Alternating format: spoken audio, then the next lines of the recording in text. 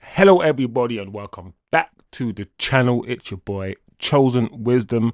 I hope everybody's having a beautiful Sunday. The weather in England, in the UK, is absolutely amazing. For once, it seems as if the summer is starting. I hope you guys are good. Boy, oh boy, is there a lot for us to get through today. First and foremost, Gyokeres.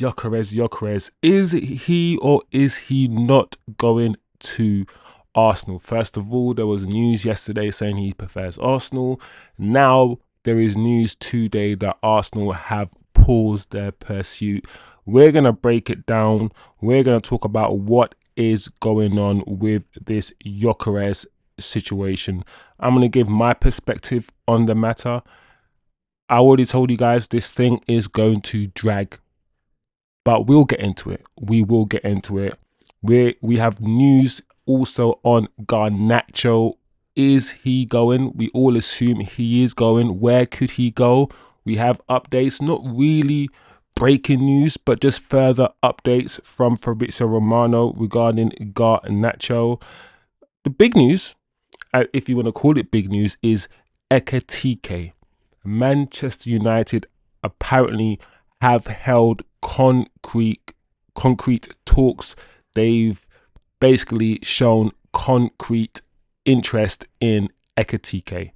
Could we get Ekitike? Is he the kind of number 9 that Manchester United need at this moment of time? We're going to get into it. We're going to get into it today as part of this show. And also within the last few hours, we've now heard, or the news is that Manchester United are showing an interest in Semenyo and Heze. Listen, believe in that what you want. Personally, I don't think we're going to get Heze. Heze plays you mainly in the centre or on the left-hand side, which is essentially Cunha's position now that we have him.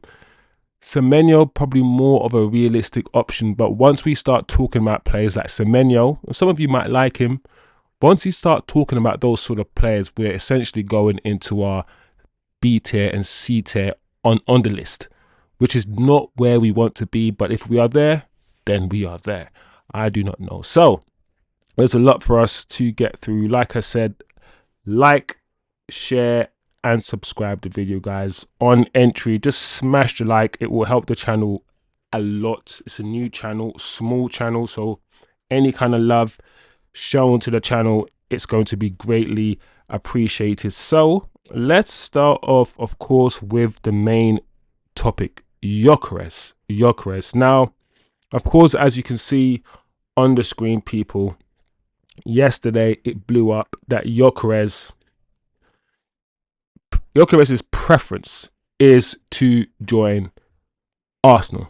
It's very clear. Fabrizio Romano tweeted it, and he tweeted it long after other smaller outlets were tweeting it. So he wasn't the first to say it, but it says Victor Gyokeres' priority is to join Arsenal this summer, despite calls from Manchester United in the recent weeks. Gyokeres always an option amid Sesko talks with no deal sealed so far.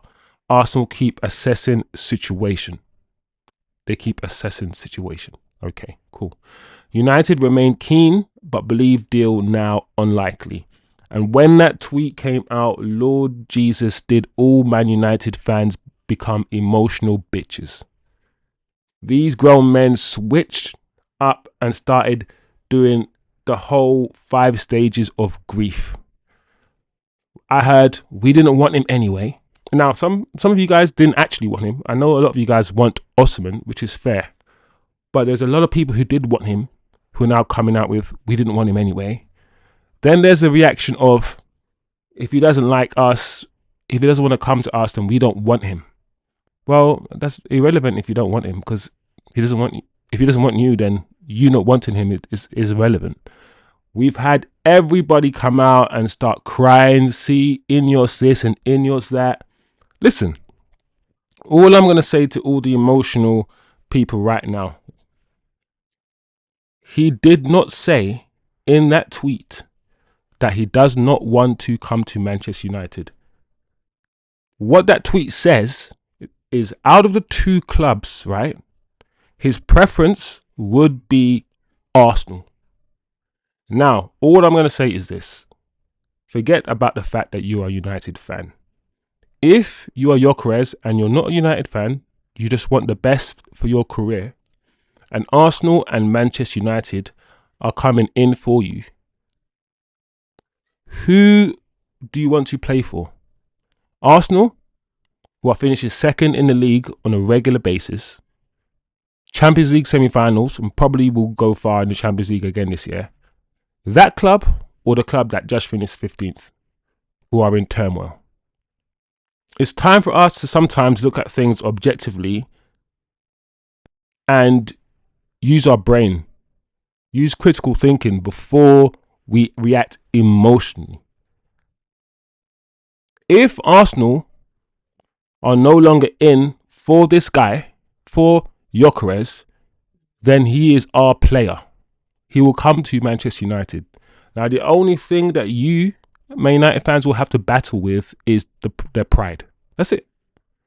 Will you be happy that somebody is going to play for you whose first choice wasn't you? That's the only thing you have to battle with. That's it. Me personally, I don't care. This pride thing, when it comes to footballers, whatever, man. As long as he comes here, he plays well, he gives his all, that's all that matters. I don't care if you support Manchester United or not. Most players who play, Rooney didn't support Man United, and he's a Man United legend. CR7 did not support Man United. He still doesn't. He supports Real Madrid, and he's a Manchester United legend. Eric Cantona did not support Man United. Most of our legends did not support the club that we play for, yet they are legends. So, like, all I'm saying is this. Big up yourself, Ranjit, bro. Big up yourself. Thanks for passing through, man. All I'm going to say is this. The deal is not over. And the reason why the deal is not over, people, is because I know Sesko is Arsenal's main priority. I think we all agree that Sesko is Arteta's baby. He is. And I don't think they're going to buy Sesko and Gyokeres. I do not think that is the case. So, what could be happening here? We don't know for sure. What could be happening here is Arsenal using Gyokeres to lower the Sesko price. That could be happening here. We don't know if Gyokeres has said he wants Arsenal. It's just being reported. It could be true. And if it is true that Gyokeres wants Arsenal, and it is true that Arsenal are only using him to lower the Sesko deal, then only Gyokeres looks stupid. Only Gyokeres looks stupid. We don't. He'll be like, do you know what? I never said that. And all along, I've always wanted Man United. I was just waiting for them. That's what's going to come out. If he signs, all that's going to happen is, I never really wanted Arsenal. Those stories were lies. And then everyone's going to forget. We're all going to scream and say, yes, we got Gyokeres. And then that's it. So that's when I say, let's not get too emotional. Yeah, let's not act like, when someone dumps you, or when you approach a female and you don't get the number, and when you're younger, you're like, well, you're ugly anyway. We don't want you anyway. Let's not be too emotional. Let's just read between the lines and understand what's happening. Listen, I'm not saying we're going to get Gyokeres. I'm still not going to put my stamp on it or my name to that. I'm not saying we're going to get him. I'm saying that this isn't over. Far from it. And I keep saying on this channel, this transfer will take a while. This is not going to be done tomorrow. And to make things, to prove a point, there's another tweet. There are other tweets coming out about Gyokeres now and Arsenal, which I'm now going to put up on the screen. I hope you guys can see it.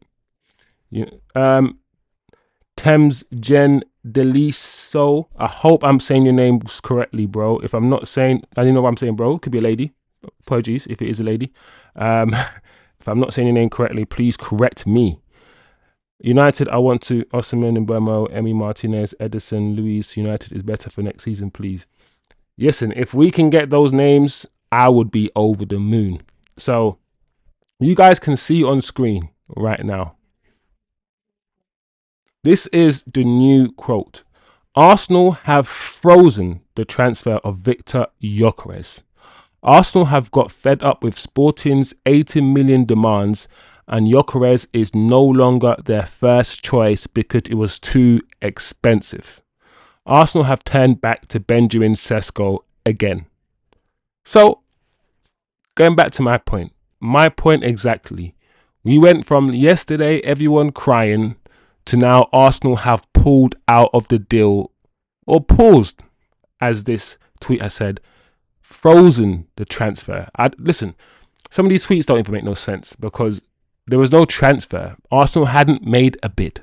Let's get this one thing clear. Arsenal have not made a bid. Manchester United have not made a bid. Anyone who is saying that a bid has gone in for Gyokeres is lying. Full stop. End of story. So they've frozen the transfer. There was no transfer. There were just talks. So essentially, this tweet is saying, if you believe it, the 80 million euros that they want for him, which they're taking a piss for, Arsenal are saying, no, we're not paying that. And they've gone back to Sesko, which was my point exactly when I started this Gyokeres conversation. It's going to be a circus. Sporting are trying to create a bidding war. They want 80 million plus for him. Neither Arsenal or United are willing to pay that fee. Neither of us are going to pay that fee. So this is going to drag on. Read between the lines, people. Read between the lines. Sesko is still and always will be Arsenal's priority. I believe the tweets yesterday, I hope agents pass things to journalists all the time. And all journalists do a lot of the time is just repeat what they've been told. They don't do any investigating themselves. This is sport journalism, football journalism. This is not real journalism where you're on the floor in Gaza doing something. This is not real journalism. This is just people who've been passed on messages who just tweet. That's it.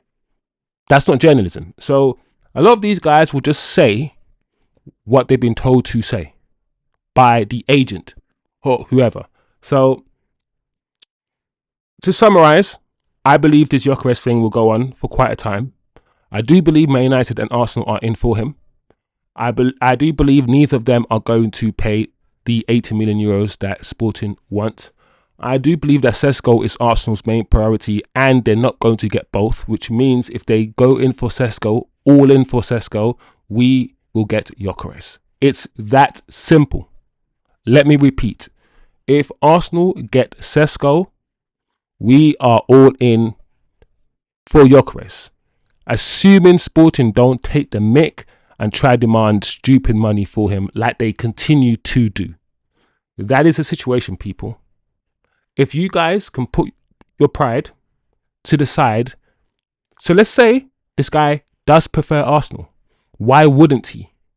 But if he does prefer Arsenal and Arsenal drop out and he comes to us, we just have to put our pride and ego to the side. Stop being emotional. Stop being girls. And just say, cool, we still got a baller. But many of you are not even interested. Many of you actually prefer Osimhen anyway. And you know what? I understand that. I hear that. And later on in the show, we will also talk about Ekitike and what that means. If we are in for him, what that means going forward. So yes, people, big up the chat. Big up Ranjit. Big up Turkish. Big up Thames Gen. Let's move on. In fact, before Ranjit says, reckon they will accept 70 million euros, 60 pounds plus add-ons. 70, I hope so. I hope so, Ranjit. I personally think that is fair. I think that's fair, bro. Like, Gyokeres is 26, 27. And the sporting director himself, this is what's annoying. He himself knows, he said that we're not going to get 80 million to 100 million euros for someone this age. He said it. But yet he's still trying to squeeze. He's still trying to get that money. Which is annoying me, but I get it, man. This is the world. You got to haggle, man. You got to haggle. You know what I'm saying? So before we move on, I just want to leave you guys with this interview. The reason why me especially, out of a lot of the content creators that are out there, I didn't really do a video yesterday about this, and I didn't really kick up a fuss about this. Is one, there are other strikers out there. Two, if we start with Zirkzee and Bumo and Cunha, it's not the preference, but it's not the end of the world. And three, I think this video might, maybe fill you guys with the Gyokeres lovers might fill you guys with a bit more confidence. So let's listen. Let's see what this. To the biggest football transfer of the summer. Let me know if you guys can hear the tell sound. Everyone in this room and tell the person listening who you are with in that picture. The mighty Victor Gyokeres, mate. Victor Gyokeres. Every news outlet is trying to figure out what is going on. Is he going to my team? Is he going to Arsenal? Is he going to ManUnited? Where is he going to go? And then all of a sudden, there's a picture of you, and now you're best mates with him. I've known him well. Yeah. Well, we've got to find out. Well, I actually messaged him, give me the news. Yeah. And he said that there's different conversations going on. Oh. So. What, he actually replied to you on it? Yeah. So, oh my so God. there's different conversations. Can you just tell him to come to Arsenal? Do you know who his best friend is? Who? Haaland, yeah. When I saw Haaland in the Coventry City well, he's going to go to Man United, like, isn't he? And that is why I think he'll go to United, because he'll be next door to Haaland, won't he? Let me know it's all right. So take from that what you will. Because this is legit. This was an interview done, I think, last week. So what does it mean? What does that mean, people? What does that mean? Because we're going to talk objective and we're going to try to be real on this channel. If you're going to take anything from that, and if you believe that, and I do, it means that he wants to go to Man United. Like, if Arsenal is the preference, if Man United do come in for him, he's going to say yes. It means we got nothing to worry about. If you are a Gyokeres fan, as long as Arsenal are not fully in for him and don't submit a bid, then I still think he's a United player. I do believe that all the other conversations, and we're going to talk about Ekitike and Osimhen, we are on this show, but I do believe that those conversations, once again, are to drive down the price for Gyokeres. So this is what's happening. It's like a chain. Arsenal using Gyokeres to drive down Sesko price. United using Osimhen and Ekitike to drive down Gyokeres price. I think we need to just lock that in. Let's lock that in as a sort of understanding of what's happening, or at least potentially what's happening, because everyone has their perspective on this. Everybody. But from what I can see, that seems to be logical to me. Tell me if I'm wrong. If there's no logic in that, what I'm saying, tell me if I'm wrong, people, because on this channel, I'm going to try my best just to be logical with all of you and not too emotional. I'm going to try. But, all right, cool. Like I said, let me know, Ranji, you hope so? Yeah, man, I hope. Listen, the reason why I want Gyokeres, right? And it's a different reason from most people. I want Gyokeres because the manager wants Gyokeres. Now, hear me out. I want Gyokeres because I want to give the manager enough tools, all the tools that he wants and he needs. So if he still fails, he's got no excuse, because I'm not one of those ones that wanted to. I'm here to give his manager 4 years after what he did last season, and I know he didn't have his players and all of these things. But in my opinion, he still should have done better with what he had. He should have done better with what he had. No, we don't have good enough players to finish in the top 4, but we have good enough players to not finish 15th, in my opinion. So give this manager, like you've given managers before, some money. I agree with that. Give him some money. Give him what he wants to a certain extent. I don't want to sign players just for the manager. I want to sign players for the club, right? But give him what he needs, so he's got no excuse if he fails. That's my mindset. So anyway, let's move on to Garnacho. I'm gonna try my best, guys, to get. So, Garnacho.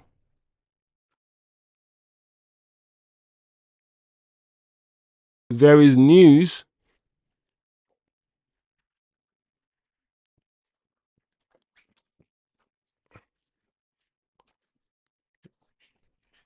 Sorry, guys. I just had to get the door there. I didn't know how long. I got let me know how long, so I can some live. Where was I? Garnacho. So this is not really breaking news, people. So I'm not going to spend too long on this Garnacho subject. But Fabrizio Romano has just come out again to essentially state that Garnacho will leave in the summer, and that his preference is to stay in the Premier League. What do I say about this? All I'm going to say is I'm glad Garnacho's leaving. I think he should leave. I'm not a fan of Garnacho. I'm not a fan of his playing style. And I've said many times why he doesn't fit in the system that we play. His attitude, his arrogance, all of this stuff. I don't need to go through it again. He's somebody that I expect probably sleeps. Like I said, I always say this, sleeps with CR7 boxers on. He comes across as that sort of person. So get him out and get some money for him. However, I will say this about the potential transfer. The fact that he only wants to go to Premier League clubs, of course, narrows down his exit possibilities. And I don't think there are many clubs in the Premier League that want him. We're quoting, Fabrizio is quoting, I think, Chelsea here. That's the tweet, yeah. He's stating that despite Bayer Leverkusen interest and Ten Hag's appreciation. Do you know about Ten Hag? Yeah, Ten Hag is a funny guy, because Ten Hag killed us by forcing Garnacho, Højlund, forcing all of these guys down our throats, no homo. Yeah, and now that he's managing again, I'm expecting this guy to come for his. If he loved the players so much, he's not come for any of these players. He bought Mason. He bought all of these players. He bought Mason Mount. He pushed Garnacho through. He bought Højlund. He bought Anthony. This guy. And now that he's managing again, I'm expecting him to be like, ring, Højlund, ring, Anthony, all my guys, let's go. No, he's not coming for. It's almost as if he sabotaged us on purpose, set us back 2-3 years on purpose, and like just sitting back laughing. Come for some of your guys, please. Come for some of them. I thought, look at what Thomas Frank is doing with Mbumo. He's like, listen, come on, Mbumo. Come with me. Like, come on, Ten Hag. Help us out here. Take this guy. Take this guy with you, please. Anyway, the fact that he only wants Premier League clubs, Chelsea, Arsenal, I don't know, guys. Listen, all I'm going to say is this. I'm going to be very serious. Be prepared, that some of these people, some of these players that we all expect to leave this summer, just get it into your heads, that some of them may not leave. I don't know if this is going to be Garnacho. Garnacho probably will. But there's Sancho, there's Anthony, there's Rashford. Apparently there's Onana. If you're going to read reports, all of those players are going to go? Really? They have to. All the Onana news and the Martinez news, that's dependent on somebody buying Onana, coming in for him and buying him. Have we had any news about any clubs showing an interest in Onana? So I just want us to. That's funny. When you idolize Messi, when you idolize Ronaldo, flipping heck. There is not a lot of conversations about anyone in for the players that we want to sell. So, like I said, just get it into our heads, maybe, that we're not going to sell all the players we want to sell. Anyway, let's move on, people. Big up the chat. Let's move on to Ekitike. Ekitike. I see some people online not even struggling to pronounce this guy's name. Listen, I assume I'm pronouncing it correctly. If I'm not, then I'm an idiot. But it's not really difficult to say Ekitike. It's not really. Anyway, Ekitike news. Apparently, according to this guy, Manchester United want to sign Hugo Ekitike. Regardless of Matheus Cunha, as they are still looking for a proper number 9. Like, I don't know, first and foremost, I'm going to say what Matheus Cunha has to do with Ekitike. That's the first thing I'm going to say about this tweet. Cunha was bought, I'm sure, to play the left-sided 10. He can, maybe in some games, I reckon, play up front. But why would you when you got Zirkzee? So Ekitike plays up front. He's a striker. Yes, he drifts to left channel, right channel, of course. But he's not going to play in Cunha's position. So I don't understand why Cunha was even mentioned in the first line. But we continue. Liverpool remain fully in the race. Chelsea are also still involved. Stop. That's the key here. As long as, because listen, the only way this guy, once again, is going to come to Man United over Liverpool and Chelsea. We must not forget the season we had. We must not forget that we've got no European football. We've got no guarantee for European football next season unless we finish in the top 6. And we will not forget that we are shit. Dog shit. So on this channel, we're not going to do this religious Man United love. Everyone should come here because I love Man United. No, this is logic. We have to use logic. So unless he's a hardcore Man United fan like Cunha, there's no way he's going to choose us over Liverpool or Chelsea. And that line is a key line. As long as Liverpool and Chelsea are in contacts, this guy and the club will use the situation to increase the fee because they want 100 mil for this guy. They want some serious cash for this kid. And neither Liverpool or Chelsea want to pay that kind of money for this kid. Neither do us. So it goes on to say, no agreements or decisions yet. Club-to-club talks between Man United and Frankfurt began last week, as previously revealed. So we are having conversations to find out what they want. I mean, there's not a lot of conversation. You know, when they say talks continue, it's like, there's no talks continuing, bro. Like, what else is there to say? You ring the club, yeah, they'll tell you how much they want and how much, the minimum or the maximum or whatever it is. That's it. You come up with the money. You might want to talk about the structure of the fee and all of these things. You talk with the agent, you find out if the player wants to come. And if the player wants to come, you might start talking in depth about things. But the way that these journalists tweet, it's always funny to me. Anyway, let's scroll down. We're scrolling down, see what's going on. So people, let me know, because this is what I say, and this is what I think about the Ekitike situation. Man United would love Ekitike. Don't get twisted. Chelsea are looking at him, Liverpool are looking at him. He is a good player. We don't need to go into detail about what about him is good, but the boy can dribble. The boy can move the ball at his feet. He's quick, very quick. He's not the best finisher. I've seen enough of this guy to know that he's not Gyokeres when it comes to finishing. He's also a bit raw, which means he's better than Højlund. Don't get twisted. When you hear raw, don't think of Højlund, because that guy will scar you forever when you think of another raw footballer. But he's very raw. So while I think Man United would love him, definitely not for the fee. Definitely not for the fee. And I'm concerned about his, let's say, the lack of physicality. We know this league is a physical league. We know this. And from what I've seen of him, he's not the most physical. Now, will Gyokeres come here and bully defenders the way he bullies defenders at Sporting in Portugal? Maybe not.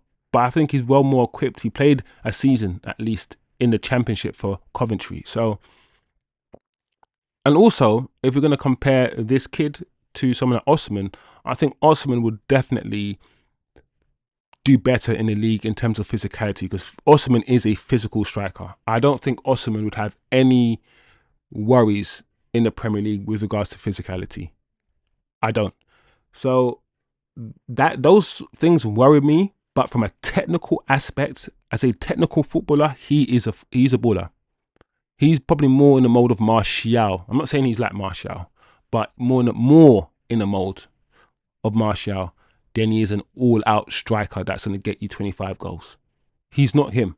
So, yeah, Ranjid says too much for basically a nobody. Yeah, the fee is an issue. The fee is an issue with this player. They are demanding some serious money. So, I believe that United are monitoring and having conversations, but I do not believe Man United think they can get him seriously. I still think Gyokeres is our first choice, and if we can get Gyokeres, we will not get this striker. I also believe that we could potentially push this to another stage and still be waiting for Gyokeres, just to drive the Gyokeres fee down. I think we could be doing that right now, and that's why we're in for this kid. If we get this kid, I will not be disappointed. I will not be. But I don't fully think that United, especially with Chelsea and Liverpool in the race, I don't think we'll get him. But that's my opinion. Let me know, people, in the chat what you guys think. Ranjit has already showed me what his opinion is on the matter. He's saying it's too expensive for somebody who hasn't done much. His goal scoring record is not up there. Like, his stats are not statting. And you know me, I'm not always about stats.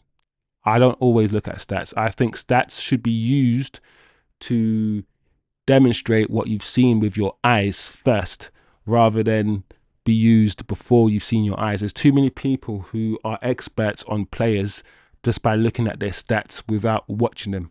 And there's too many footballers who know now how to get good stats without playing good football. There's so loads of footballers there that don't give you good 90-minute performances and don't play well, but knows that if they can spam a crossing and get an assist or score a little jammy goal, that's it. They get good stats, and then they're seen as good footballers. Stats can be deceiving, people. We all know that. So, yeah, that's Ekitike news. We'll quickly mention our links, or Manchester United's new links to Semenyo and Heze. Now, yeah, ESPN. There's a bit of delay on my feed, guys, but the ESPN has reported that Manchester United will turn their attentions to signing Bournemouth's Antoine Semenyo or Crystal Palace Eze if they fail to land Brentford's Brian Mbeumo. Let me know, people, before I give my opinion, what you think of this.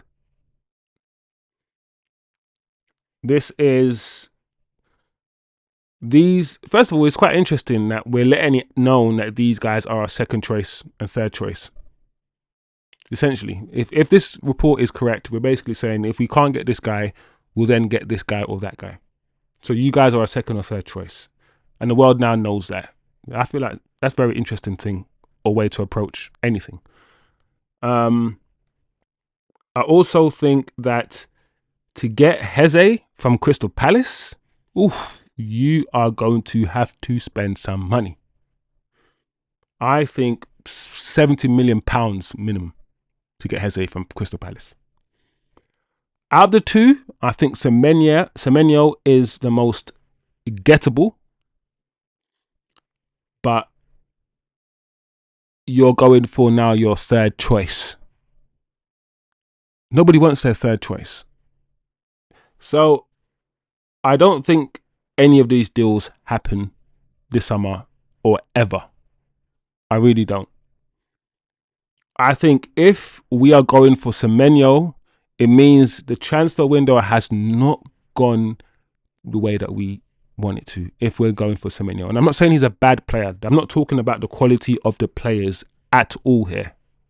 I'm talking about the position that we've got ourselves in if we are going for second or third players. I'm also thinking about the fact that if we have purchased Cunha for the left 10, then I don't know if Heze helps us, because Heze, when I see Heze play, he either plays largely down the middle and drifts off to the left, or starts on the left and drifts to the middle. That is Cunha's position. We need a right 10. Now, I've seen Semenyo play that position-ish for Bournemouth, but Semenyo also plays down the left too. So I do not know that any of these two profiles meet what the manager wants, and they're definitely not Mbeumo profiles. I think Mbeumo is like, the best way to describe Mbeumo is like a Salah regen, but not as good. Mbeumo is not pretty on the eye, but he's very direct and he'll get you goals. And he's very strong and he's very quick. The closest out of these two to that profile is probably Semenyo, but still I feel like that's a downgrade on Mbeumo. So that's my take on the situation. I don't think, if Man United do turn their eyes to these players, it means something's gone wrong. It means Tottenham has signed Mbeumo. It means Mbeumo has gone to Tottenham. And with the Mbeumo situation, guys, I think it's something similar to what's happening with Gyokeres. We are now trying to show, Brentford. My mind just went Brentford, that we're not going to spend over the £60 million, I believe, for this player. Tottenham have not put in a bid. So once again, just like I said at the start of the show, there's been no bids for Gyokeres and no bids for Mbeumo. We actually have had a bid rejected, and that's the only bid that's gone in. Tottenham have not made a bid for Mbeumo. And a lot of these conversations are to do with, or trying to get the other club, the selling club, to reduce their fee for the player. We know how these games work, people. Every year it's the same games. So that's my take on it. Let me know what you guys think, please, as usual. Like I said, the Gyokeres situation, we're not out of it yet. We are not. Yes, if it is true that his preference is Arsenal, so what? He can still come here, and the only thing that's hurt is our pride for him not wanting us first. Great. Who cares, people? So that's my take on things. That's essentially the roundup of the news over the last 24 hours. There hasn't really been any further big news. No here he goes. Just all little updates of, previous news. Let me just quickly look through Twitter to see if anything else is popping up, people, as we usually do.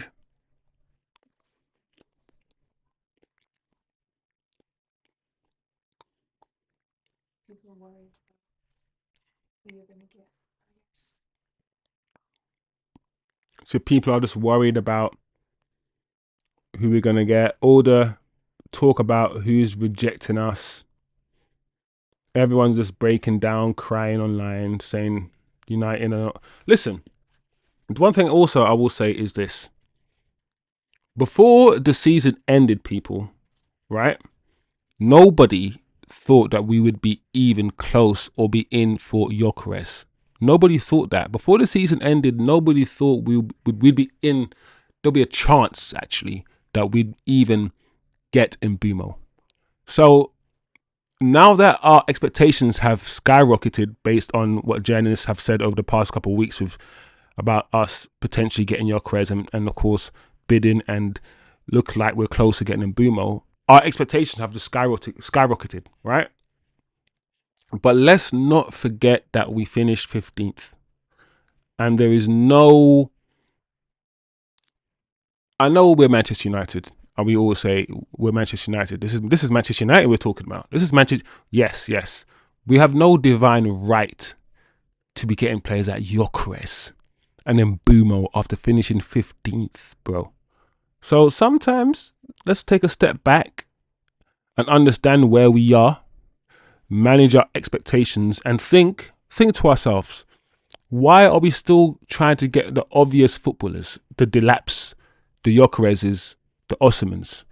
Why can't we be a Bournemouth? Why can't we be a Brighton and get the new Caicedo for 10 million? Why can't we do things like that? Why don't we ever do things like that? Why doesn't the recruitment team get the next best thing rather than the thing? Those are the questions I think we also need to start asking. Yes, I've praised Wilcox. I have praised Wilcox. And I've also criticised Ineos. Nobody's perfect. But where are the new gems? Anyway, anything else? Story about another striker you guys might look at. Manchester Evening News is reporting it. I don't know about this Anthony thing, people. I think Anthony will leave, by the way. I feel like the season he had with Betis, or half the season he had with Betis, has shown enough people. And the fact that he's still in the Brazil squad, it's shown enough people that there is a player there. There's a player in Anthony, and there always was a player in Anthony. Put it this way, United always try to get rid of our better players. We've kept Haaland and we've got rid of Anthony. We've kept Garnacho and got rid of Sancho. Like, as much as the media wants to turn you against certain players who look a certain way, right, and write stories about them and get you angry and get you all emotional and get you upset, we often get rid of our better players and keep our worst players. And the biggest illustration of that is the fact that we're 15th. We've got worse year after year because we're not replacing the players. We're not replacing Anthony Martial with another top quality striker. We're not replacing flipping Paul Pogba with a world class central midfielder who can pass the ball. We haven't replaced a prime Rashford, who was at 23, 24, because that's when he was his prime. Rashford now at 27, he's dead. He's not dead, sorry, but his back's gone. He's not the same player. We haven't replaced certain players, who we've either kicked out because we hated, the media turned us against them or whatever, with better players. Hence why we are 15th, and we keep doing this. So, I don't know, people. What's this we're saying? Look at my guy Cunha. Hey, let me see this picture, people. Let's look at this. This is the bad boy picture. Look at this. So what we got here? Oh my gosh. We got Davids. We got Drugs. Nah, Cunha, After signing for us, Cunha has been feeling himself, bro. This guy's feeling himself. I've seen Cunha, in some legendary pictures. Who's the girl in the middle? She might be a Brazilian female player. I'm not quite sure who she is, people, but obviously Vinny Jr. We need Ronaldinho there. We need Neymar. But yeah. This is the bad boy picture. You know what I miss? I miss them Nike adverts with bare guys in it just balling out. I miss Ronaldinho and all them Brazilians. They started that stuff, man. I miss football when it was like that. I miss football when it was about the art just as much as it was about anything else. As in, we actually appreciated guys who can do remarkable things. Like Neymar came in the wrong era, where all people cared about was Messi and Ronaldo's goals and assists. Neymar wanted to play beautiful football. He was just picking the ball, not making people. He was doing the most, but he wasn't getting 50 GA. Because of that, he will never be respected, even though he's one of the best footballers to ever grace this flipping planet. My guy Neymar. Anyway, yo, TK, big up your damn self, TK. Big up your damn self. Gyokeres is in fear of becoming Sporting Sancho. Clubs are walking away and he's going to be stuck at the club that he says he won't play for. Listen, that's his beef. That's his problem. That's why I said at the beginning of the show when it comes to Gyokeres, if it is true that Gyokeres prefers Arsenal, yeah, let's say that's true, and Arsenal then go for Sesko, and then we go for, let's say, Ekitike, and we get Ekitike, then my man is there at Sporting and he's pissed, bro. He has to play at least another season for them. And if we get Ekitike, we're not going to go for him again. We're not going to go back in for Gyokeres once we spend 100 million on this striker. So I get why. This is why Gyokeres was angry. This is why Gyokeres is angry. And if I was Gyokeres, I would be careful who you're feeding information to and when you're saying who you want to know your allegiance to. Be like Sesko and shut the hell up. Don't say nothing until the deals are done. That would be my advice to him. I don't know. His agent is acting like an idiot a little bit. I'm not going to lie. He's acting up, his agent. So I hear what you're saying, TK. I hear it. Duncan, Betis has sold a player in order to buy Anthony. Oh, okay. So because I know Betis have come in, and the news I keep hearing is that they want a loan deal, and Manchester United are saying go away.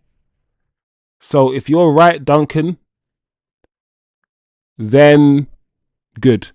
I mean, the interesting thing about this Anthony situation is that we bought him for 85 million, right? And if we sell him for, let's say, 40 million, like we're still paying Ajax money for him. So we are going to be taking in money, let's say 40 million, and that could be in installments, like let's say 20 million over 2 seasons we could receive from Betis. This is just an example, guys. I'm just hypothesizing. And let's say our pay structure to Ajax was 20 million a season over 4 years. Do you know what I'm saying? It's like, it's interesting how money works, because we're still minus 40 million for this player, and we're still going, the outlay is still going to be negative. And long after receiving our transfer fee for him, for selling him, we may still have to be paying out the transfer fee or the remaining transfer fee for buying him. And that is wild to me. I mean, that's business. That's the books. You have outgoings, you have creditors and debtors. Most people who understand finance know about balancing books and balance sheets. But it's just quite interesting. I don't know. I just thought about it. It's just a weird thing, really, to think about in terms of the flow of money. We need to focus on the striker that helps our club the most to not get relegated. To not get relegated. Let's say we get Ekitike and we get relegated. Can you imagine? I get that. I fully understand that. PK is basically saying he ain't a man, yeah. He's not a player you want in the trenches. That's basically what he's saying. Ekitike is not a player you want in the trenches with you. He's someone who's gonna be asking for like avocado and shit on his toast when you're like, bro, we're at war. Where the hell am I supposed to get avocado from? Eat your rations. Eat your damn rations, bro. This dusty corned beef. So I get it. He comes across as a luxury player. Like I said at the beginning about Ekitike, he's not that physical. Like, he's good. He's a good technical footballer, but he ain't gonna bully defenders. Like, he's not gonna sit Saliba down anytime soon. Like, he's not the player you want to drag your team up and play against some of the teams in the Premier League.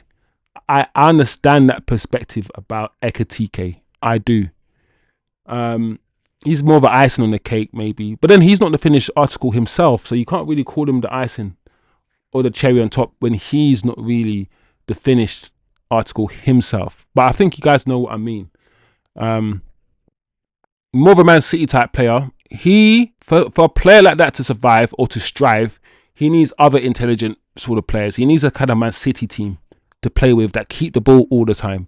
Not this sort of Man City team that's going to play this sort of, 3-5-2-1 business where the two midfielders, the double pivot, they sit deep and we bypass the midfield constantly. Always bypass the midfield. The defenders go straight to the attackers. I don't know. We'll see. But I understand what you mean, TK. I understand what you mean, bro. Susan says Cherky trending on smoke, talking smack about United. All right, guys, let's see what Cherky, we might as well call him Cherky, the way the man's talking. Cherky and Zirkzee. Anyway, I didn't like it when Manchester United won the game against Lyon because I am a Lyonnaise. Now I'm waiting for the game to kill them.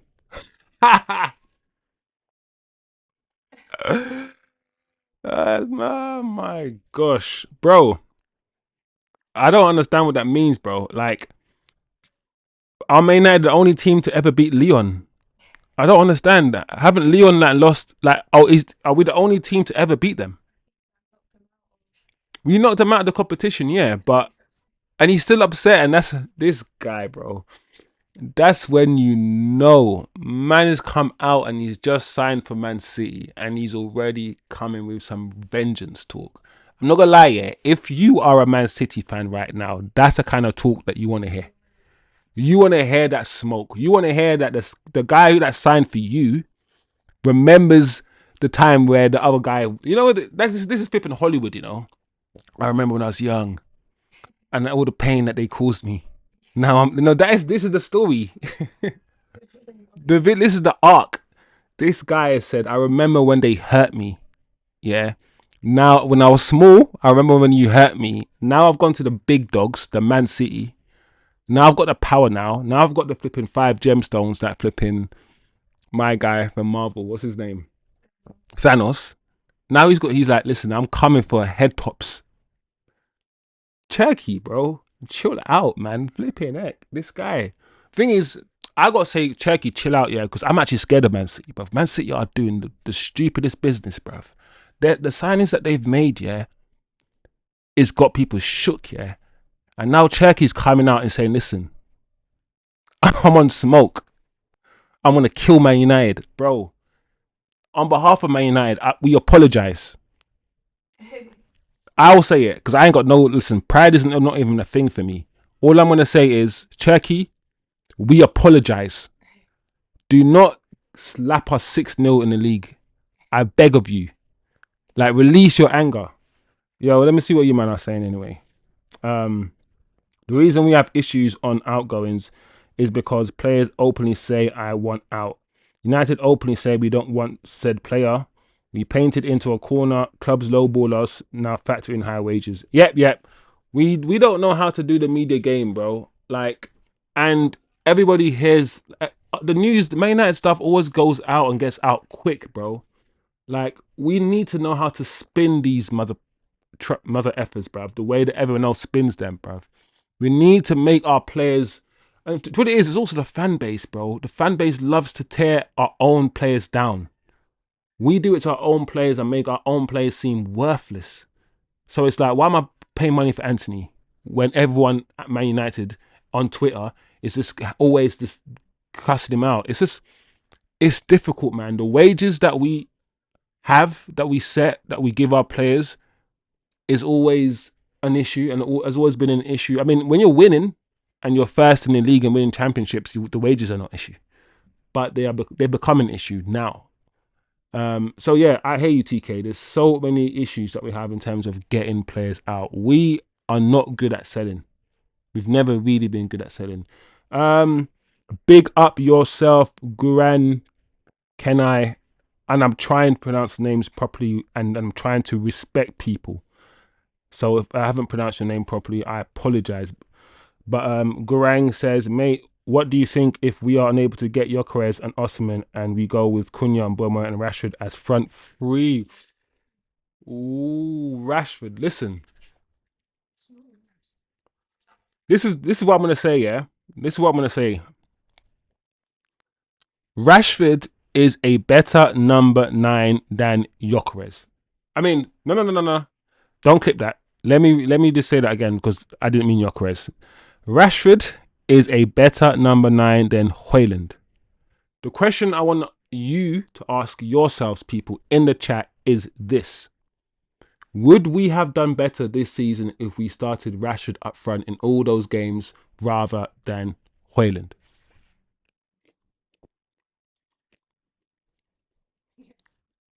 So I tell you what, people. I think we all know the answer. Answer is yes. Answer is yes. So I'm not saying we should keep up Rashford. I still believe that a reset is needed, and I still believe Rashford should go. So, Garang, I'm probably not with you with regards to keeping Rashford, if that's what you mean. But I will admit that front three of Rashford, Mbeumo, and Cunha is much better than the front three of Højlund, Mbeumo, and Cunha. But do you know what a better front three would be? Zirkzee, Mbeumo, and Cunha. That, in my opinion, would be an even better front three.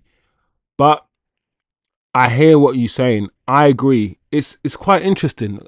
Listen, who the manager decides to ostracize from the club is always interesting to me, because he's ostracizing Rashford, and Rashford's part of, he's been at Man United for all this time. People agree that we need to sell him, all these things. But if you're going to do that to Rashford, why don't you do it to Bruno? Why not do it to everybody that's been at Man United for the last 4 or 5 years and get rid of all of them? Why push Rashford away and then keep Bruno? And most of you will come back and say, well, Bruno's done this for the club, Bruno's done that. Rashford scored goals for the club. Rashford scored many goals for the club. And yes, he's fallen off, but he would have done better for us than Højlund would have done. So these aren't footballing and purely footballing decisions. When Anthony came on as a sub, when he played right wing back, and Ahmad played the 10, and both of them were interchanging, that to me, is some of the best football we've seen last season with Anthony and Ahmad linking up. I think there's a stat that went out that says anytime Anthony came on, when the manager brought Anthony on in the first half of the season and he played with Ahmad on that right-hand side, we looked okay on that right-hand side. But Anthony was still sold. Anthony was still let go. So these are not all footballing decisions, guys. Some of these decisions are to do with wages and finances, i.e. we can get money for these players. These players are on too much money. Also, the fan base, like Mason Mount will stay. Luke Shaw and other players who've done nothing, right? They will stay because there's no fan outrage about them.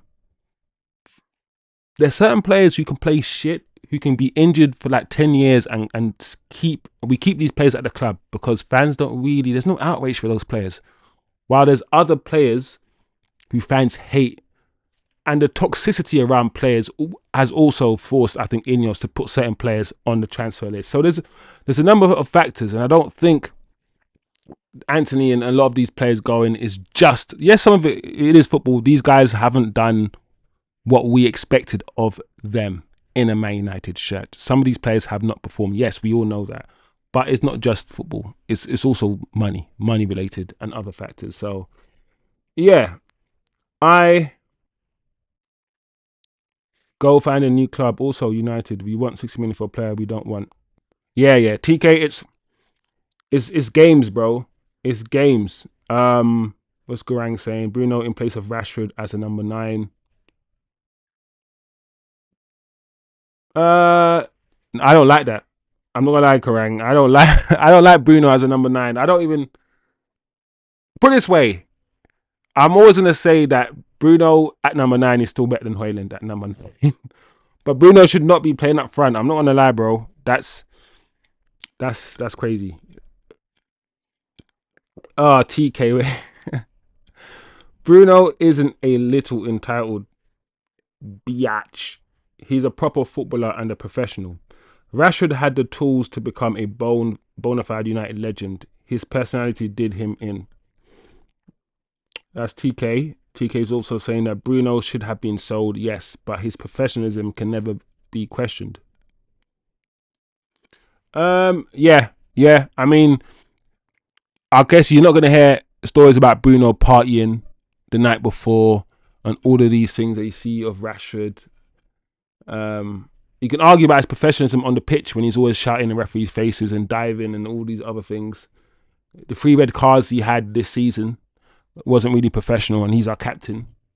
So you can always have arguments, but in general, I hear what you're saying. He's more professional. He carries himself differently to how Rashford carries himself, for sure.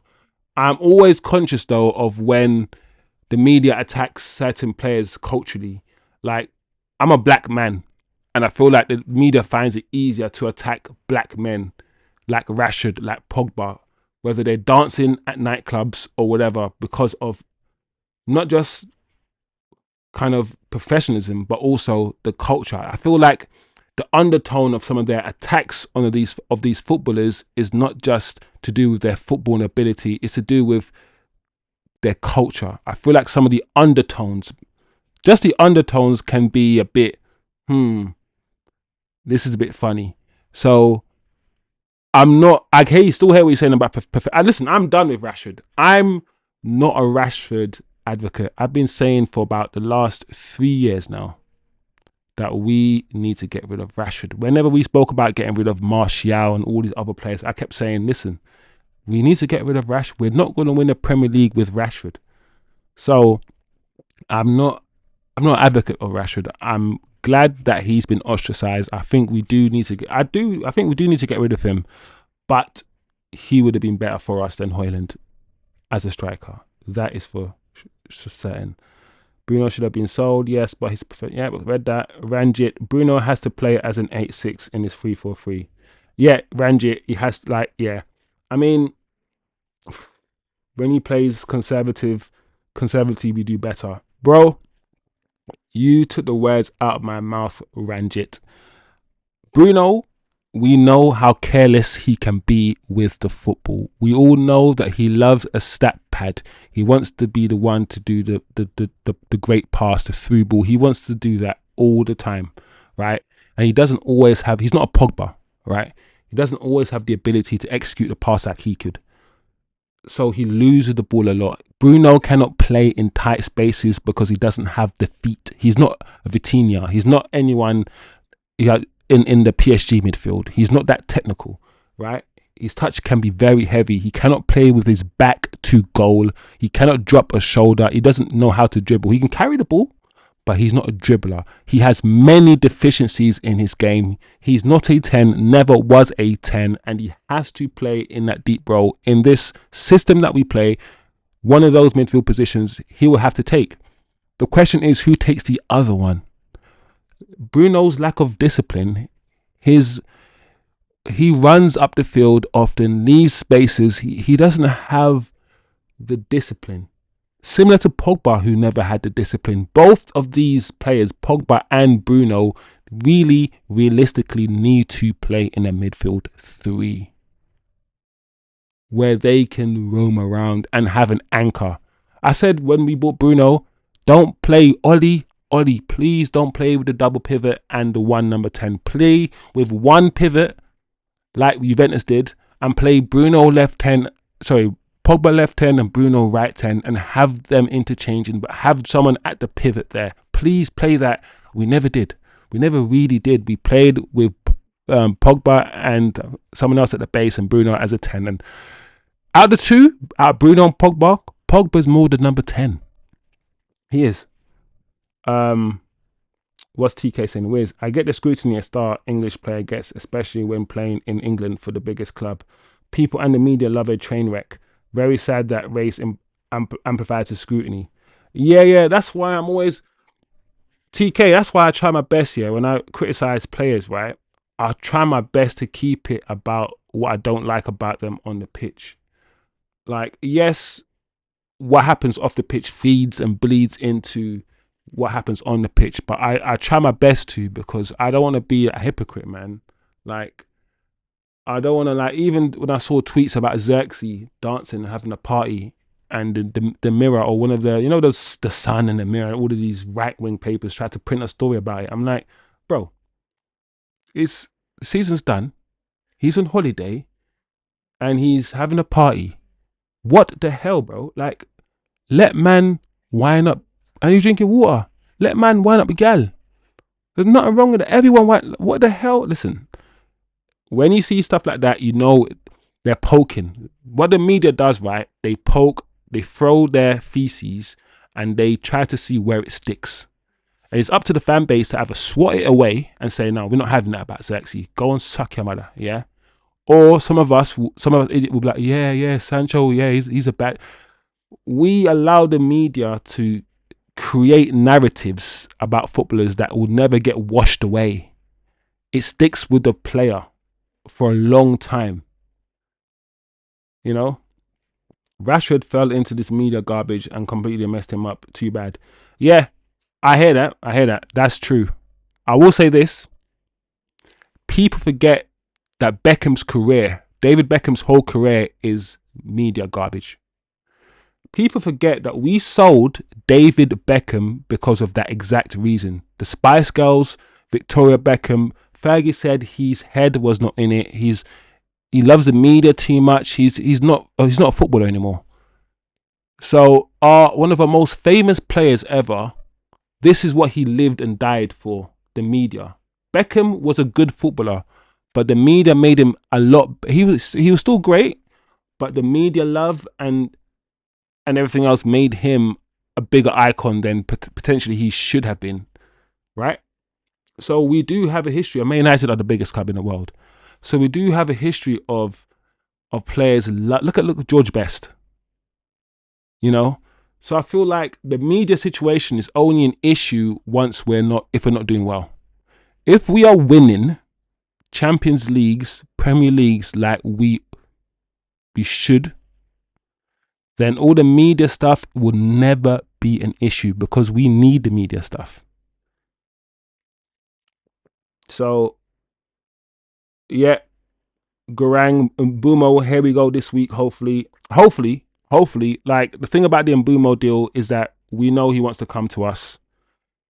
It's just, once again, we are not willing to pay the fee. So we are pretending to go for Eze. We are saying that we are going to open talks for Semenyo just to see if Brentford will lower that fee.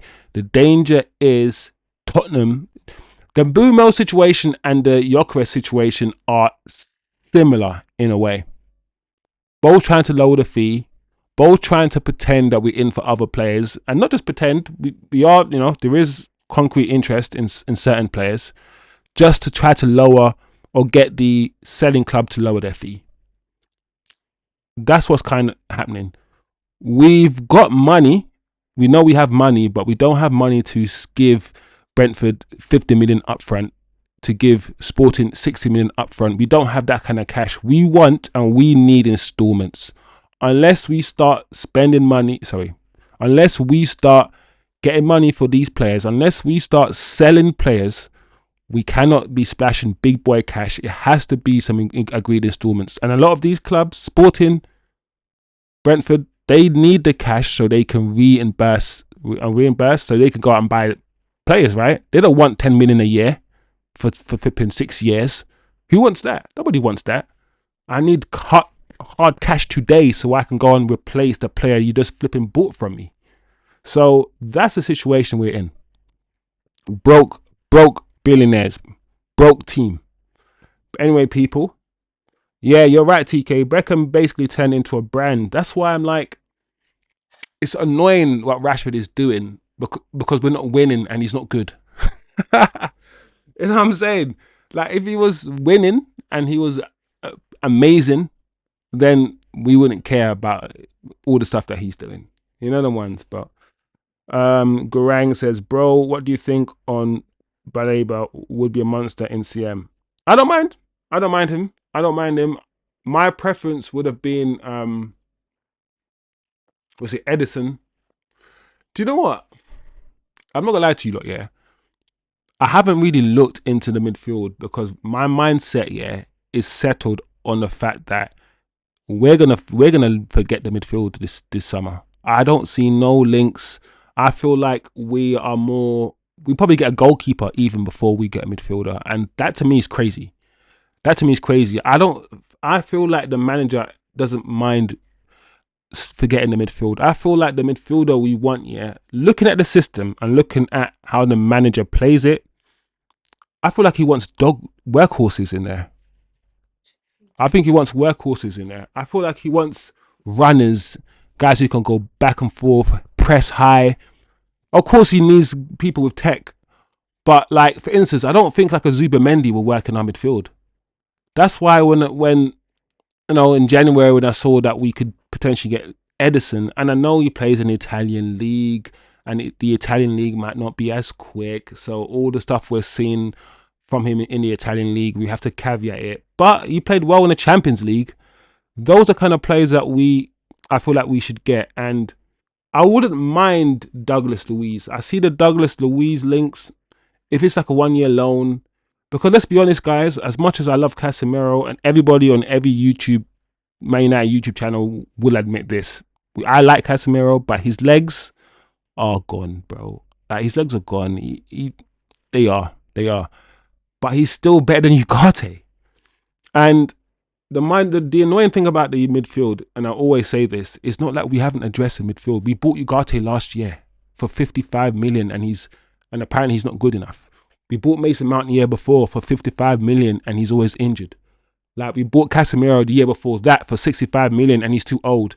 We've spent, in the space of 3 years, about 160 million, 170 million pounds, on our central midfield. And it has not improved. It's just that we've bought all the wrong players. As much as I like Casemiro, we should never spend 65 million on a 31-year-old. What the hell? And then Ugarte, he can run around, he can tackle, but he's not the best ball progressor. He doesn't progress the ball the way that we need him to. So we've spent loads of money in that position, and what is the fruit? What are the fruits? Like, it frustrates me, bro. Like, some of the decisions, and I know some people blame Ineos and all these things and blame the Glazers, and we should never get off their necks. Never. Yeah? But we spent money. We spent 75 million on Højlund and 85 on Anthony. We've spent fucking money. So, yeah, man. Better. Onana, hey, goodbye. Bro, what do you think? Do you know about the Onana thing? I keep seeing that Onana is leaving, but I never see where he's leaving to. Like, I keep seeing Sancho's leaving, Garnacho's leaving. I keep seeing that these people are leaving, but I don't see the links. Who's buying these players, people? Tell me who's in for these players. When I see who's in for these players, when credited journalists start saying Onana's linked to whatever, then unless I see that, I'm not getting excited, people. I'm not gonna lie. Goalkeeper, we are linked. Emi and Siberian goalkeeper. Listen, all I keep seeing online is Emi Martinez. That's all I keep seeing online. I don't see anything else apart from Emi Martinez. And I will say this, people, do not be surprised if Onana stays. I'm going to say this about Emi Martinez, and it's just my opinion, right? Let's not forget, that Emi Martinez has a bozo gene as well. Let's not get too gassed. Let's not forget why Emi Martinez is at Aston Villa and no longer at Arsenal. Let's not forget that this man got sent off in a crazy way. He didn't need to come out, He got sent off against us in the last game of the season. So, is he an upgrade on Onana? Yeah, probably. But this guy's not perfect, bro. Emi Martinez isn't a perfect goalkeeper. He isn't. So, that's what I'm going to say. That's it. Let's not act like this guy is going to solve all our issues. I mean, if you just want a better goalkeeper than Onana, then yeah, let's get Emi Martinez. I know I heard about the Siberian goalkeeper, but I think the only strong ish links at the moment are to Emi Martinez. Cunha in, hopefully Mbemo in. I'd be okay with just that, and Zirkzee as a 9. If we adjust the middle of the pitch and get a new goalkeeper, better to get a goalkeeper. Onana is a big worry. I agree. Garang, yeah, cool. Garnacho to Chelsea. Anthony to Betis. Make him a number 2 if he's. Yeah. Listen, Onana's a problem. Like, Onana single-handedly probably cost us 4 matches last season. But let me spin it on you guys. Let me spin this on you, man, and say this. Let's say Onana was single-handedly responsible for 5-6 goals being conceded. The one in the corner, the one where he parried the ball out straight into the, the path of, I think, was it Brentford or whoever he played? He'd done about 5 games, 6 goals directly because of his mistakes. But if I told you that if we buy a good enough strike force, if we reinforce the strike force and we're scoring 3 goals a game, if we are scoring 2 goals a game, if we can score, a lot of Onana's mistakes, would be write-offs. If he concedes the first goal because he does something bozo and we go on bagging 3 goals, his mistake is irrelevant. So what I'm saying is Onana's a problem, yes. But having him as a number 2 goalkeeper, I don't think, for one season, until we sell him, I don't think is an issue. I really don't. Personally. I mean, some of you guys might disagree. But, I don't know. Make him a number 2 if he's saying, yep, Garang is Højlund to Inter. Yep, I've heard these stories, Højlund to Inter. I hope it happens. I don't know how concrete. The Højlund Inter situation is, once again, talks. Inter are talking. After the season that Højlund's had, and there's still teams in for him, praise God, like I said, Allah, Buddha, Muhammad, Jesus, and everyone. Please take him away. I know some people still feel like he's got something to offer. Some people still feel like he's got potential. All of these things. Man, if I could show you a 16-year-old Wayne Rooney, if I could show you a 17-year-old Michael Owen, if I could show you a 16-year-old Neymar, a 17-year-old Ronaldo, I know these guys are the creme de la creme, but these players that I'm quoting to you, that at the age of 60, even Mason Greenwood, if we've seen a 17-year-old Mason Greenwood with left foot, right foot, slap. This guy's 22 and he's not scored more than 10 goals or something, or 15 goals in his career. Like, we sometimes, believe players can go from average to world class in like a season. And it doesn't really work like that. Most players, just refine. Like CR7 at 17, 18, 19 was a baller. He would do step overs, he was agile, he will make you look dumb. What happened to him between the age of 18 to the age of 23, 24? He refined his game. His shooting got slightly better, his crossing got slightly better, and his IQ got slightly better. And that was enough for him to get to the next level.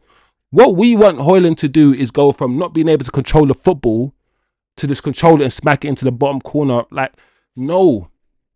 Højlund, for me, is not good enough.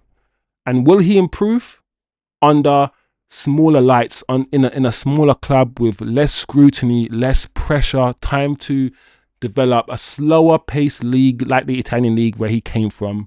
Yes. But when he does, I don't want people to be like, oh, we should have kept him. No, let him stay there. Let him play in the slower Italian league and let him just have his career. Like, do you know what I'm saying? That's what I say anyway.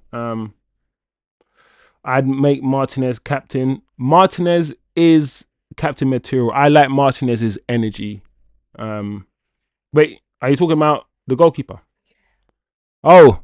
He's saying it like after he's knocked out Højlund, image up, and I think he's like, yeah, make him back to that. Oh man, listen. I thought you were talking about the our left centre back, Martinez. Listen, I don't want to even talk about our left centre back Martinez, because this guy's always injured. But Martinez, yeah, is a madman.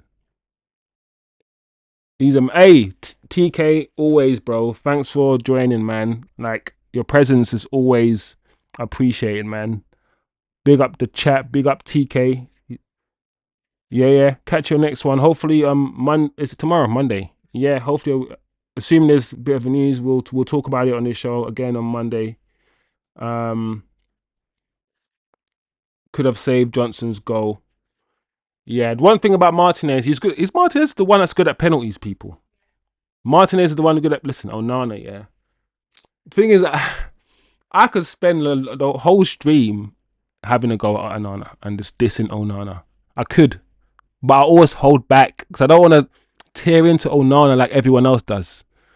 But the way Onana dives, yeah, it looks like he just falls. He looks like he's not the spring. I want him to spring, but it just looks like he just falls. Like, Onana's technique is, listen, there's different ways of being a goalkeeper. Like, let's cut the crap in it. Fabian Barthez was 5 foot. Like, Edwin van der Sar was 6'10". Pitch Michael was a bit stocky. Like, there's different types of goalkeepers. They all, like Edwin, like De Gea uses feet a lot to save the ball. And if you shoot really close to De Gea's feet, you can get it through his legs. Right? So every goalkeeper goalkeeps differently. Alisson goalkeeps differently to Edison. However, Onana, he's very unorthodox, bro. Very unorthodox. That's all I will say. And he's not my cup of tea. Man said Lautaro Martinez in place of Osimhen. I'm going to be honest with you. I've never fully, peace out, TK. Peace out, man. Bless up, bro. I've never fully, like, been a big fan of him, you know. I know he gets goals and he got goals in, I think, the World Cup and whatnot, but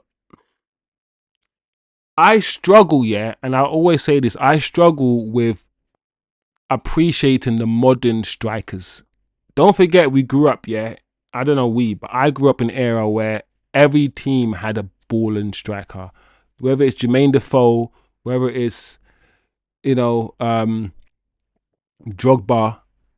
Henry, Van Nistelrooy, Van Persie. This is all Premier League strikers. Then it's R9, Ronaldo. Then it was flipping Hernan Crespo. Like Viduka. Even man at Viduka. Then you had Christian Vieri. Then you had R9. I think I said R9 already. Even Ronaldinho's and the Brazilians. Then you had like Totti. Then like every then you had the Germans. The German strikers flipping closer. Like, I grew up in an era, where quality strikers were in abundance, bro. Like, we're in abundance. Like, Fernando Torres, David Villa, who came afterwards. Like, and now when I look at the striker market, I'm like, what? Who's out there? Where are the quality strikers of the world, bro? Where are they? So, bro, like Greenwood, listen, we're not talking about what Greenwood did, and we're not going to condone what Greenwood did. This is just purely football talk, right? So I just want to caveat it before anyone gets any wrong ideas. Based on just the footballer, I'm telling you people, Greenwood is the best talent that's come out of Manchester United's academy in the last 10 years. Bro, I wish he didn't do what he did. Imagine having Mason Greenwood right now, left foot or right foot, it doesn't matter. I'm pretty sure he got 18 goals for Marseille the season gone. Like, this guy. It's a shame what happened to Mason, bro. It's a shame because he's going to go on to greatness. Anyway, Mbumo and Ahmad on the right will be a threat for defenders waiting. Yeah. Listen, the Mbumo and Ahmad link up, is going to be legendary. Like, what people don't understand, is that Mbumo actually probably prefers to play out wide. And And the way that they're going to interchange, bro, because Mbumo can play out wide and he can drift into the centre. And Ahmad's, to be fair, Ahmad looks better out wide as a right wing back than he does in the 10, only because the 10 is tighter.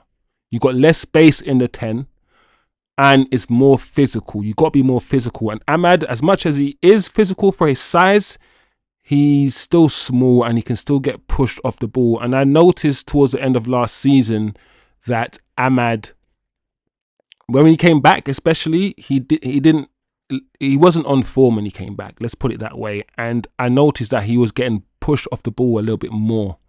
So with Ahmad and Mbumo, yeah, I keep saying Mbumo, but it's actually Mbumo, link up on the right hand side and interchange. And listen, I'm ready for it. If this manager, yeah, if we get these players and this manager cannot get these players to bang, then he needs to leave. Like these players who are getting like 30 GA, Cunha got 25 GA, Mbumo got 30 GA, and if we get Gyokeres who had like 50 GA, if those players, yeah, between those three, if we get them, can't get 60 GA between those three this season, then something's gone wrong. Because these players don't even need to coach, don't even need coaching. You know, when you reach an age, yeah, where you know yourself, these players are all mature players hitting into their prime, and they know themselves now. They know what they can do. They know how quick they are. They know who they can beat. They know how to curl the ball into the far corner. They know themselves. And those are the sort of players we need. If we had players like that and then Garnacho learning from those players, then the situation would be different. But instead, we have Garnacho being that player for us when he should really be an understudy. So, yeah, we need Drogba. Listen, I wish we had a Drogba. That's why also, guys, I don't mind the links to, who's a Crystal Palace striker? Dave, you know. Mateta. Yeah, I don't mind the links to Mateta.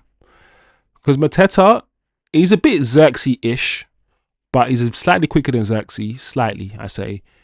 And he knows the Premier League, and I think he's a better finisher than Zirkzee. So I wouldn't mind Mateta if, you know, the Gyokeres deal and other deals fall through. And Garang is saying, yeah, the next big thing for United is Cheeto. Cheeto, I don't mind Cheeto. Cheeto looks okay. Cheeto needs to go on loan. I don't understand why Man United don't send their youngsters on loan anymore. I remember whether it was Anderlecht or whoever it was, we had certain clubs around Mulder. We had certain clubs around the world where we would send our youngsters out on loan, even to the Championship as well. And I feel like Cheeto, he's been fast-tracked because he's so much bigger and so much stronger than everyone else in the under-18s and under-21s that he's like the flipping what's the guy called? My mind's just gone blank. Belgium striker Lukaku. He's like I'm not saying he plays like Lukaku, but in the sense that he's just physically superior than his peers. Look at Cheeto. Cheeto's just, but I don't want that to get in the way of his technical development, because when you're physically superior than your peers, you sometimes bypass the technical aspects of your game. And I feel like Cheeto needs to go on loan to the Championship, where he's not playing boys, he's playing against men, grown-ass men.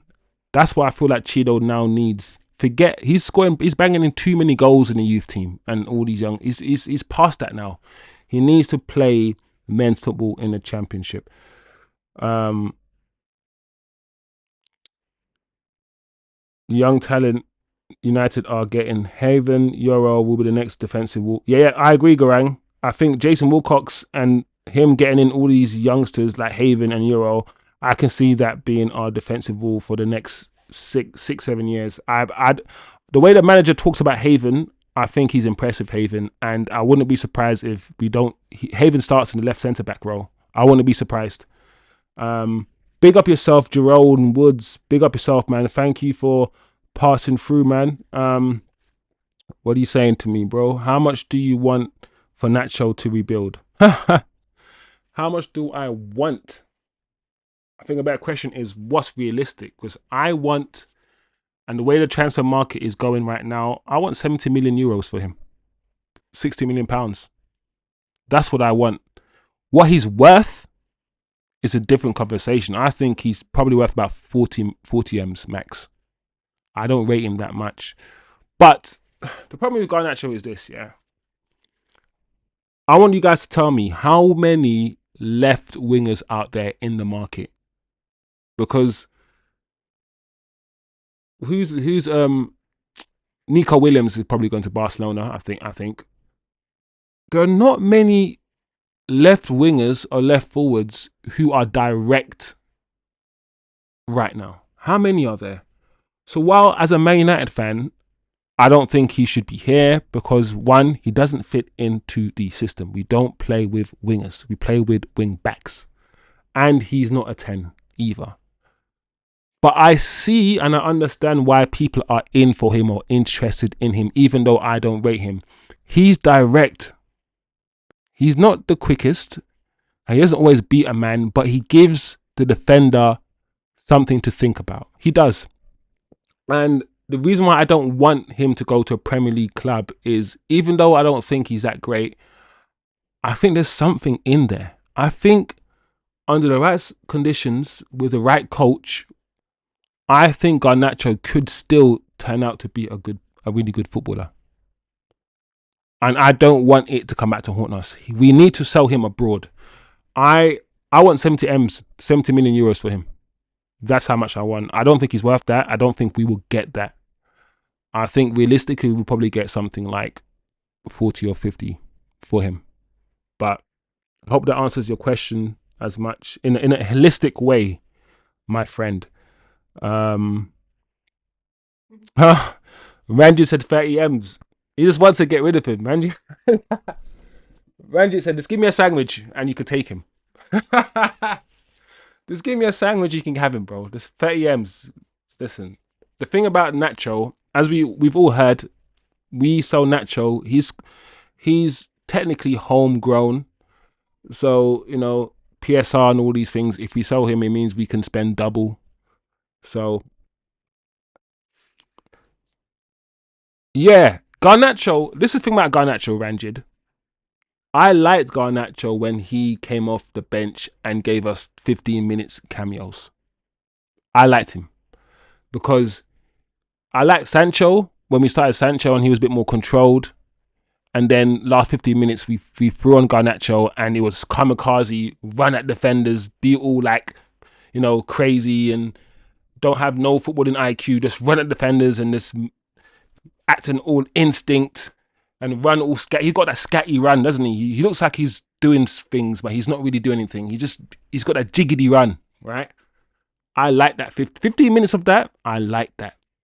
When we started him, or we started starting him, game after game, and he was playing full 90 minutes, and we saw that for 90 minutes with no control, no footballing IQ, just run, just get the ball and run, not making the right passes, lacking the footballing IQ. When we saw that for 90 minutes for 2 years, I think we were like, he's either not ready or he will never be good enough. And I think that's the issue. There should have been someone in front of him for him to be an understudy. He should still be somebody we bring off the bench. But instead, because of our situation, we're starting him. So, he does make things happen, but we need to sell him. Anyway, guys, the show has been a really good show today. It's gone on longer than planned. I was only supposed to be on for half an hour, actually. And I feel like this live has been on for how long? An hour and a half live. Jesus, Bombaras, Jesus and peace, blood fire. Who would you prefer he goes out? Oh, Arsenal, Chelsea. This guy. He's asking me, what do I like? No, the heat or the heat? What do I like, torture or fire? He's asking me if I like a kick or punch. Neither. Neither, bro. I'm not gonna lie to you. Who would I prefer he goes to? All right, I would prefer he goes to Chelsea. and this is for not for footballing reasons, for spiteful reasons. I want him to go to Chelsea because Chelsea, first of all, pulled our pants down when it came to Mason Mount, and now we're stuck with Mason Mount. And I feel like they deserve something for that. They deserve a right hook and a jab, at least that, right? And also the whole Sancho situation, the fact that everyone thought he was there on loan with an obligation. And these guys at the end of the season, after Sancho helped them get into the top 4, into the Champions League, and helped them win the Conference League. After that, these guys are like, we don't want him and we're not going to sign him. And apparently, we all believed there was an obligation, right? So just because of that, I believe Chelsea need to hold one. Chelsea need to give us 60 million euros for Garnacho, and Garnacho needs to go there and stink up Stamford Bridge. Just stink it up. Stink it up. And that would be bliss. That would be that morning bliss that you wake up in the morning and you're not vexed because you've had a good sleep. That's what that is. So not for footballing reasons, just for spiteful reasons, I want him to go to Chelsea and just stink up the place, bro. Like, they think that he's better than... They want to get rid of Sancho and get Garnacho. Good luck, you foolish people. So, that's it, bro. That's the reason why.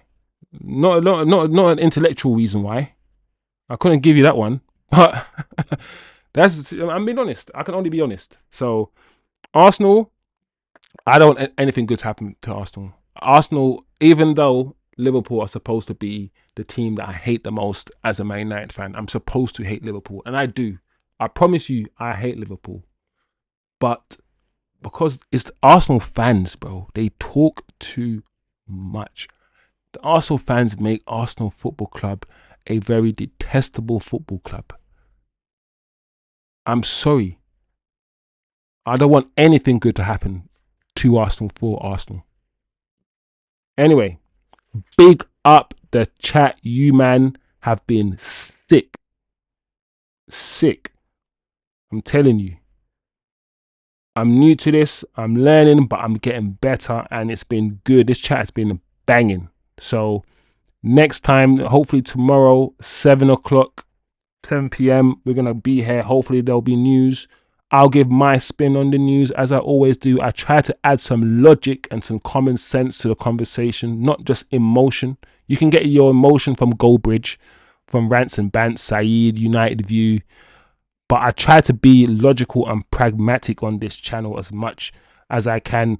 To summarize what we've spoken about today, even though it's been an hour and a half, the Gyokeres situation, listen, it ain't over. The tweet has come out that Arsenal have frozen their interest. So everyone who was crying before, understand this. It ain't over. It ain't over, baby. It ain't over. People using other people and agents to try to lower bids and lower fees. Ranjit is killing me. Arsenal are the club version of Garnacho, you know. How can you be the club version of Garnacho? That's jokes. This guy is trying to kill me today, bro. Arsenal the club version of Garnacho, bro. That's funny. But yeah. See, man, I lost my chain of thought still. Yeah, so we banged at the Gyokeres situation. We know where we are with the Gyokeres. Everyone in this chat understands the situation. Unless Arsenal have bidded, yeah, unless certain people have come out with certain confirmations, let's not cry yet, because this thing is going to take a while, innit? Garnacho is definitely leaving. We don't know where.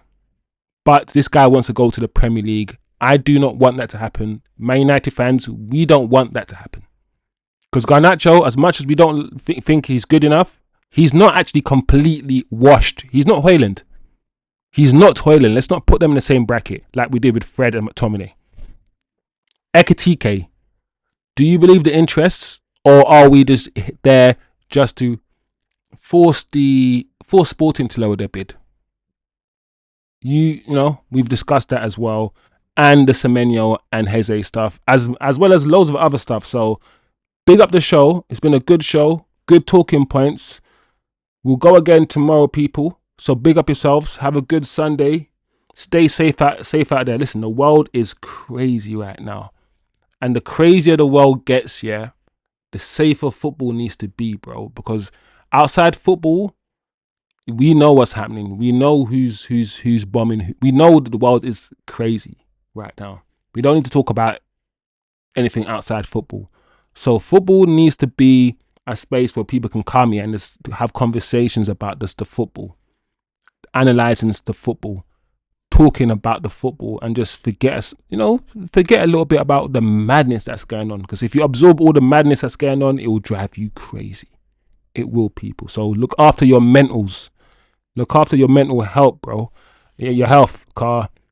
We need to in this day and age. It's gonna get wild out there. So big up yourselves. Have a good Sunday. Eat your good food today. And yeah, man, we're back again 7 o'clock.